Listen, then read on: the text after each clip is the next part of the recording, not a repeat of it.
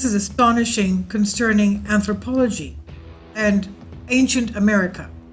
The Native American Indians spoke the Greek language before the new land, America, was discovered. 3 specimens of petroglyphs were found in North America where they were investigating and found to be Greek.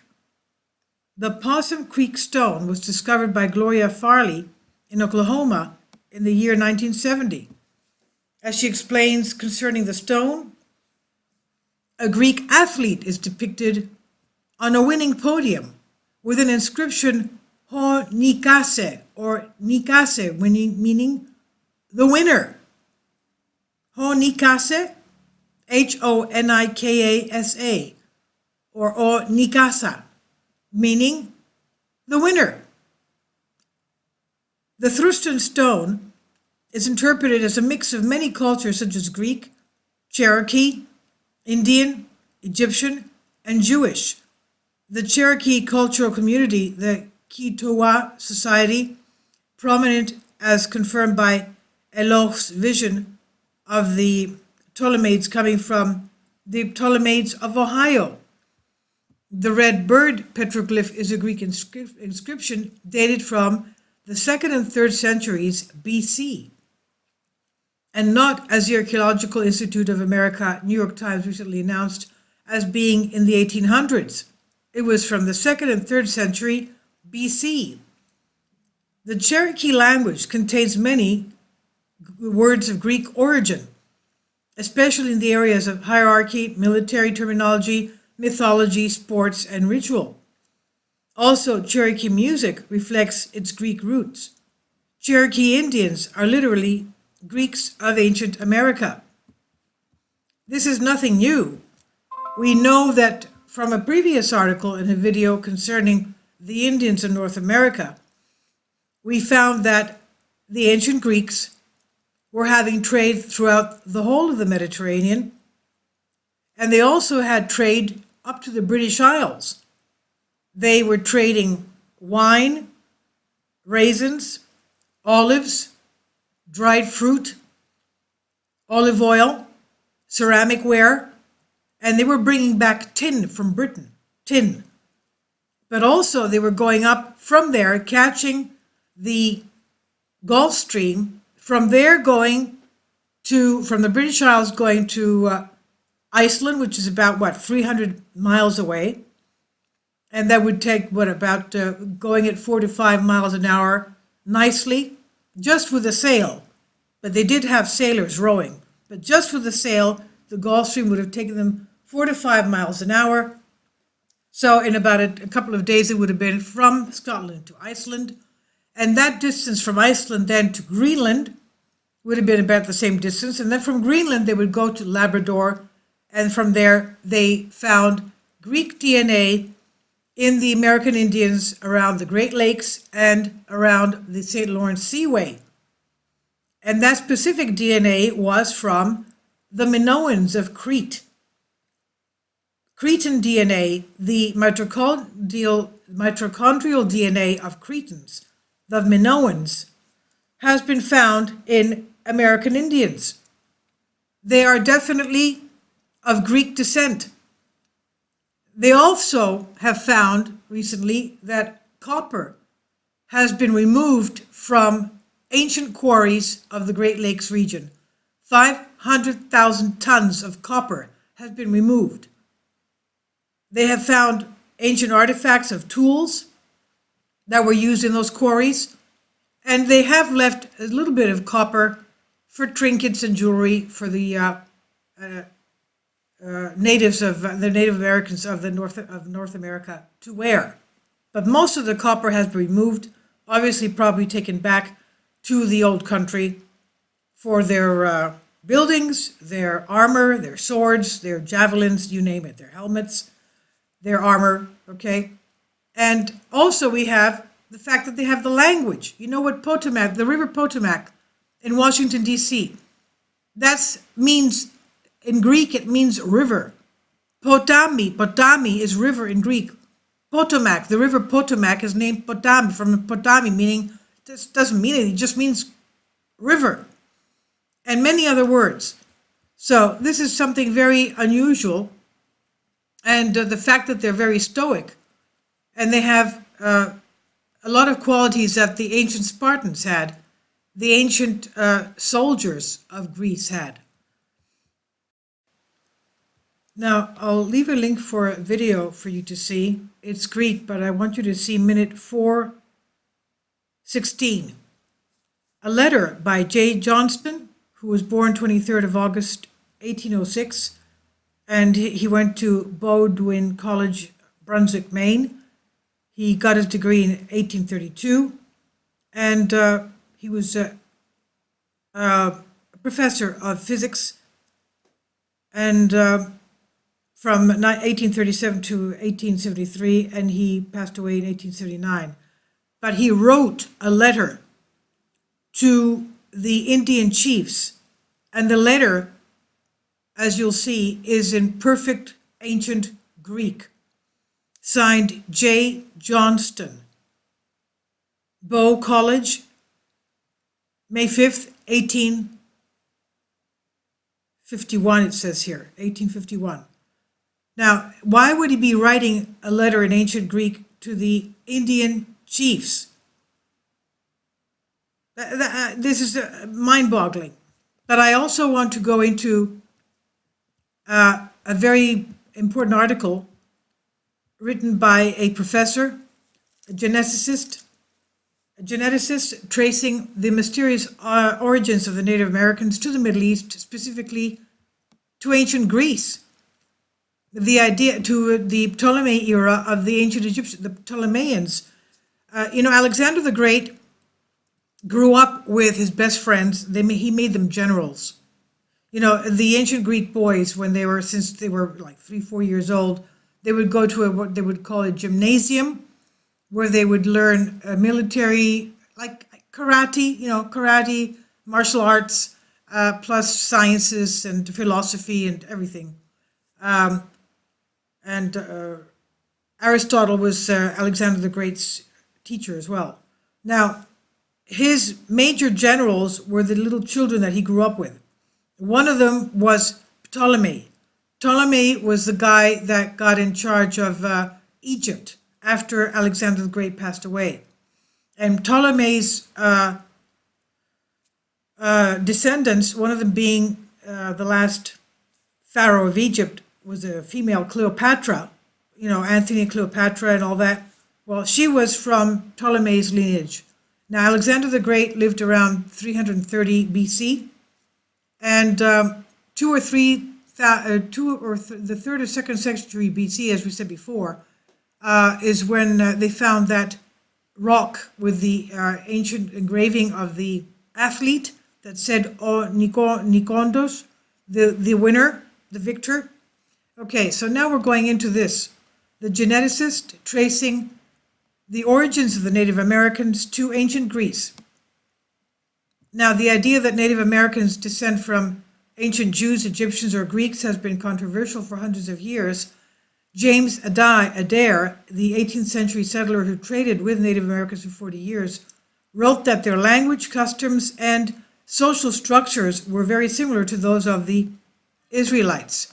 He wrote in his book, The History of the American Indians, quote, "It's a very difficult thing to divest ourselves, not to say other persons, of prejudices and favored opinions, and I expect to be censured by some for opposing commonly received sentiments or for meddling with a dispute agitated among the learned ever since the first discovery of America," meaning, of course, the Columbus discovering America. In more recent years, similar observations by Dr. Donald Panther Yates have even met with what Yates described as hate mail from indigenous studies professors. It's commonly held that Native Americans descended from Mongolians. In 2013, a study published in the journal Nature acknowledged that some ancient European ancestry is possible. The DNA from 24,000-year-old corpses in Siberia was analyzed, showing no resemblance to Asian population, only to European, yet it showed a clear connection to Native Americans. But the mainstream scientific community is far from embracing the theory that Native Americans descended from ancient Middle East or even Greek people, as Yates and some others have proposed. Well, look, you cannot turn aside the fact that you have evidence of DNA. DNA is DNA. Whether you like it or not, it's there. If it's there, that means it's you. It's part of you. It's what makes you you. Now, Yates is of Cherokee descent. He has a PhD in classical studies, and he founded the Genetics Research Institute DNA Consultants. Their credentials have given him a unique perspective on Native American history, and it relates to the ancient cultures and how DNA testing can support the theoretical link. And genetic similarities. Native Americans are generally thought to fit into 5 category groups known as haplotypes, each named by the letter of the alphabet A, B, C, D, and X. Yates demonstrates in a paper titled Anomalous Mitochondrial Dna Lineages in the Cherokee. Okay, that we're talking about, it's not just the Cherokee, it's all the Native Americans around the Great Lakes and definitely Great Lakes and St. Lawrence Seaway area. Okay, like from Labrador all the way down, all the way down to upstate New York and everything. Potomac, Washington, D.C., the Potomac River. Potomac is, as we said before, the Greek word for river, meaning the Greek word for river is potami. Okay? Potomac, potami. But the fact is that, the professor writing to the Indian chiefs in ancient Greek, look, they didn't go to college. The Indian chiefs definitely did not go to college to become Grecians. At one point it was a very, very high thing for British royalty to be a Grecian, to learn ancient Greek. That's not the case with the American Indians. They knew Greek because they were Greek. That was their language. Now, and also their alphabet. Now, going back to this, without going to any college, you know what I mean? Okay, now going back to this, their DNA, their mitochondrial DNA. Any divergence from the expected haplotypes is usually attributed to any intermingling of races after European colonization, not to the genes that came with Native Americans from their origin. After analyzing Cherokee DNA, Yates concluded no such mix could have resulted from post-1492 European gene flow into the Cherokee Nation. So where did our non-European, non-Indian appearing elements come from, he asked. The level of haplogroup T in the Cherokee, 26.9%, approximates the percentage for Egypt, 25%, one of the only lands where T attains a major position among the various mitochondrial lineages. Yates focused on haplotype X for its relative absence in Mongolia and Siberia, a recently proven center of diffusion in Lebanon and Israel. Cultural linguistic similarities. Though much of the Cherokee culture has been lost, noted Yates in his book Cherokee Clans, what can still be discovered about the legend hints at ancestors who came across the sea and whose language was similar to, guess what it is? Ancient Greek. Okay? The Cherokee clans can still be discovered about the legends hints at ancestors who came across the sea and whose language was similar to ancient Greek. Hence the letter sent by the professor to the Native American chiefs in ancient Greek, because they spoke that language. I can't believe what I'm finding. I hope you're excited about this. This is American history now. Ancient American history. We're talking about anthropology and archaeology. And unfortunately, all the fantastic money that all these American universities have, they send all their archaeological departments over to the old country every spring, from spring to fall. And they find fantastic things there. But why isn't anybody doing research in America? There's so much to find there. But look at this, ancient Greek now, and the Cherokee, and who knows how many other tribes. But we're talking about the Cherokee in this instance. Some linguistic parallels have also been drawn between the Native American languages and Egyptian and Hebrew. Hebrew is Greek with a mask on, by the way. 2 Hebrew linguists wrote a book called Hebrew is Greek with a Mask On. Okay? So Egyptian as well. Egyptians were Greeks. Ptolemy, everybody there spoke Greek. You know who made the first pyramids in Egypt? Greeks. The first pyramids were in Greece, and then they made them in Egypt. But anyway, let's go here. The Cherokee's white demigod Maui may have his roots in the Libyan leader of the fleet dispatched by Pharaoh Ptolemy III before 230 BC. Remember, that was like 100 years. Ptolemy I was who took over Egypt around 330 BC after Alexander the Great's death. This is Ptolemy III, about 100 years later. Now, Yeats explained Maui is similar to the Egyptian word for guide or navigator. Maui was said to have brought all civilized arts and crafts to America. He gave the Cherokees their title for principal chief, Amatoihi or Mutu, said Yeats, which translates as mariner or admiral. He recounted a Cherokee twister clan legend that named Maui's father as Tanoa. Yeats said Tanoa may refer to Greek. Tanoa was the father of all fair-haired children and came from the land called Attia. He said Attia may refer to Attica. Attica is the province where we have Athens, Greece. It's in Attica. Attia may refer to Attica, a historical region encompassing the Greek capital, Athens, it says here. Attia was said to be the place full of high alabaster temples, one of which was very spacious and was built as a meeting place for gods and men. At this place, one found sporting competitions, games, feasts to the gods, meeting of great chiefs, and the origin of wars that caused people to spread over the Pacific. Yeats wrote, one could hardly invent a more fitting folk memory of Greek culture. The Hawaiian word that epitomizes the lost word is karii, leisure, ease, literally the same word in Greek for amusements. Yeats notes numerous other linguistic similarities. According to Kitowa Society elders, the Cherokee once spoke a non-Indian language, akin to Hopi, which gave it up and adopted Mohawk to continue to live with the Iroquois. The quote-unquote old tongue seems to have many elements of Greek, the language of Ptolemaic Egypt and ancient Judeans, he said. The ancient Greek, Ptolemaic Egypt, and ancient Judeans. Adair noted linguistic similarities between Native American languages and Hebrew. Hebrew is Greek with a mask on. Let me say that again. The Hebrew alphabet is the exact same in Greek. In Greek, it's alpha, beta, gamma, delta. In Hebrew, it's aleph, beta, gamma, delta. It's the same thing. As in Hebrew, the Native American nouns have neither cases nor declensions. Wrote Adair, and other similarities, a lack of comparative or superlative degrees. There is not perhaps any other language or speech except the Hebrew and the Indian American, which has not a great many prepositions.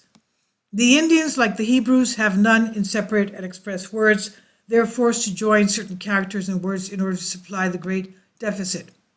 Now, I'll leave a link. You can read the whole article if you want. But it seems the Cherokee people have had mixed feelings about Yeats' work, while the Central Band of Cherokee website posted a summary of Yeats' research, indicating that some Cherokee have been reluctant to stand behind his claims. Nevertheless, the language shows that they have ancient Greek, and also their lifestyle, but most of all, is their mitochondrial DNA. Okay? So tell me what you think. I'll leave a link below for you for this on the Epoch Times, and I'll leave the links so you can see at a minute 4 minutes 16 seconds the actual letters to, he calls them Adelphi, meaning brothers, warning about the Westerners taking over their culture or something. So why would he be writing? Because as we said, they didn't go to college to learn ancient Greek. They had it. It was their language. Like you and I are speaking English to each other. We learned it from when we were little toddlers. Okay, we didn't go to college. It's our mother tongue. Okay, so I don't know what to say. This is such a surprise. Okay, so tell me what you think. Amazing. That's why they have the meander on their headbands and everything, you know. Anyway, this fantastic, fantastic news. I'll leave links below for you for this. Thank you.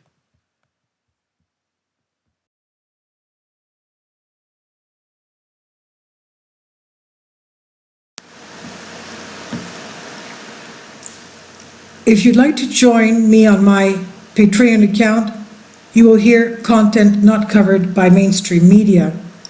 These riveting stories will be based on my research, and I will state my opinions and give my personal insight on diverse and controversial subjects and world events not covered by mainstream media, and not supported by YouTube guidelines. So whatever I have on my Patreon, most of those will not be on my YouTube channel. Please consider becoming a member today. More of the most significant and important videos will be on my Patreon channel. Your support helps me to continue my research and keeps this YouTube channel alive.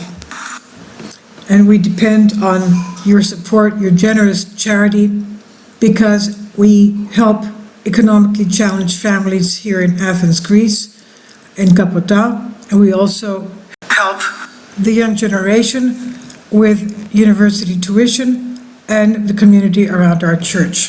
Thank you.